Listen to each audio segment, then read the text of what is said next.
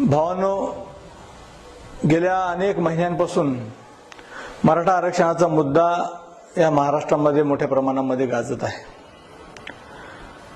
मला यावर एकच बोलायचे, संभाजी ब्रिगेडची एक अधिकृत भूमिका म्हणून गेल्या 33 वर्षापासून मराठा समाजाचा सरसकट ओबीसी मध्ये समावेश करावा ही मागणी मराठा सेवा संघ आणि संभाजी ब्रिगेडच्या माध्यमातून महाराष्ट्रामध्ये आली. 1990 ला महाराष्ट्रामध्ये नागपूर अधिवेशनावर सर्व बहुजन समाजाचा मोर्चा विविध विषय घेऊन निघाला होता. 15 ते 20 हजार लोकांचा हा मोर्चा होता आणि तत्कालीन मुख्यमंत्री माननीय शरदचंद्रजी पवार यांना त्यांच्या माध्यमातून निवेदन देण्यात आलं होतं आणि त्या निवेदनामध्ये सुद्धा 5व्या क्रमांकावर मराठा समाजाचा ओबीसी मध्ये समावेश करून आरक्षण द्यावं हा मुद्दा होता. आणि हा मोर्चा बहुजन समाजाचा होता. याचा अर्थ तेली, माळी, कोळी, सांभार, तांबोळी सगळ्या समाजाच्या लोकांनी यांना सहकार्य केलेलं होतं आणि सगळ्या लोकांचा पाठिंबा होता.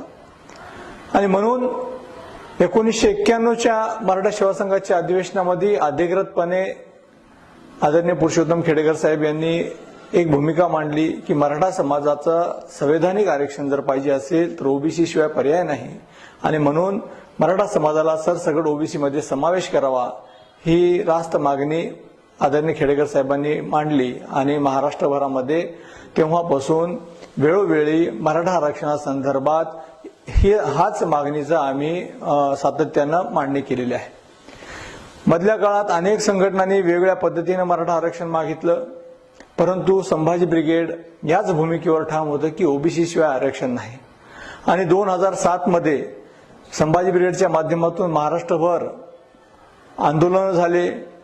नागपूर अधिवेशनावर आमरण उपोषणासाठी 180 कार्यकर्ते संभाजी ब्रिगेडच्या वतीनं बसले होते. तत्कालीन मुख्यमंत्री माननीय दिवंगत विलासरावजी देशमुख यांनी सुद्धा सांगितलं होतं की मराठा समाजाला आपण आरक्षण देण्यासाठी कटिबद्ध आहोत, परंतु आणखीन त्याच्यावर चर्चा पुढे काही झालेली नाही. त्यांनी आश्वासन देऊन सुद्धा पुढे काही मार्ग निघाला नाही. आणि वेळोवेळी आंदोलनं झाली. 2008 ला आंदोलन झाले, 9 ला आंदोलन झाली आणि वेळोवेळी मराठा आरक्षणाच्या भूमिकेबद्दल संभाजी ब्रिगेडनं आंदोलन केलेलीच आहे. भूमिका या प्रसंगी एवढीच सांगायची की आज जे वर्तमान परिस्थितीमध्ये ओबीसी आणि मराठामध्ये जे जातीय तेढ निर्माण करण्याचं षडयंत्र चालू आहे ते कुठेतरी आज हाणून पाडणं गरजेचं आहे. कारण गावखेड्यामध्ये आपण जर गेलो तर ज्याला गावात घर नाही, शिवारात शेत नाही, बाजारात प्रतिष्ठा नाही असा समाज जर मोठ्या प्रमाणामध्ये तुम्हाला बघायला मिळत असेल तो मराठा समाज आहे. अंधश्रद्धेच्या चालीरीतीचा बळी पडलेला समाज मोठ्या प्रमाणामध्ये मराठा समाज आहे. आणि म्हणून जो समाज सामाजिक आणि आर्थिकदृष्ट्या मागासलेला आहे, तो समाजाला आरक्षण मिळालं पाहिजे ही भूमिका व्यापक आहे आणि रास्त आहे. आणि म्हणून संभाजी ब्रिगेडची भूमिका आहे की मराठा समाजाचा ओबीसी मध्ये समावेश करावा आणि यासाठी गाव खेड्यातला ओबीसी समाजाचा सुद्धा मराठा आरक्षणाला पाठिंबा आहे.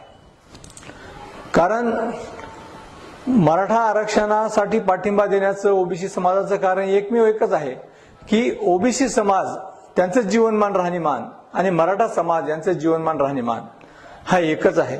आणि मुळात विदर्भामध्ये जे सर्व कुणबी समाज आहे तो सर्व मराठा समाजाचा सगळे सोयरे नातेसंबंधातला आहे. हे सगळे अनेक पुरावे देऊन सुद्धा झालेले आहेत.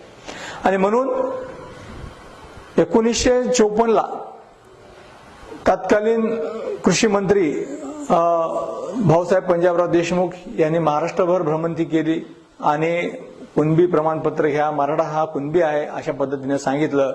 त्यावेळेस ज्या मराठा समाजाच्या लोकांनी कुणबी लावलं त्यांना आज कुणबी प्रमाणपत्र मिळून ते ओबीसी मध्ये समाविष्ट आहेत.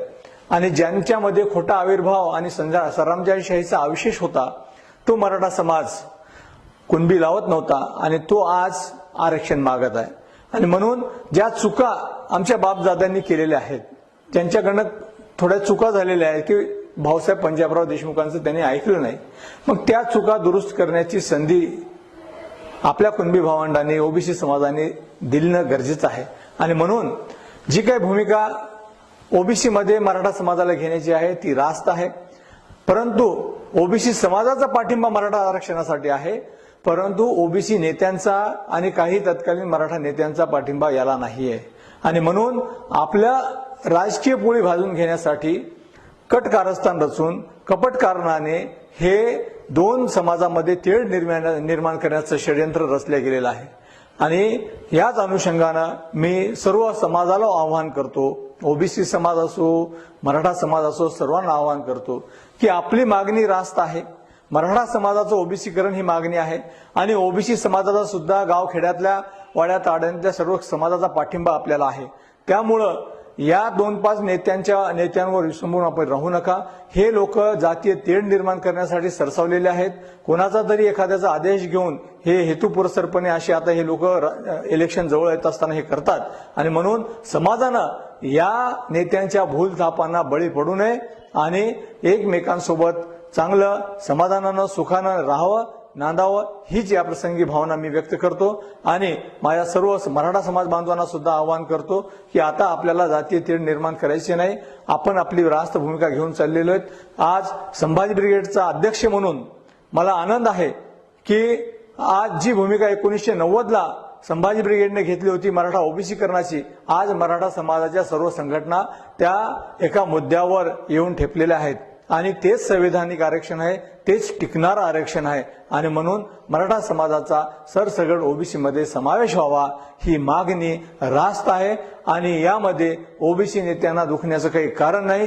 गावखेड्यातला ओबीसी समाज आमच्या पाठीमागे आहे. मराठा समाज आणि ओबीसी समाज गावखेड्यामध्ये गुन्ह्या गोविंदांना नांदत आहे. त्याच्यामध्ये तेढ निर्माण करण्याचं काम करू नका. त्याच्यामध्ये जातीय वादाची ठिणगी टाकण्याचं काम करू नका एवढं आवाहन मी करतो.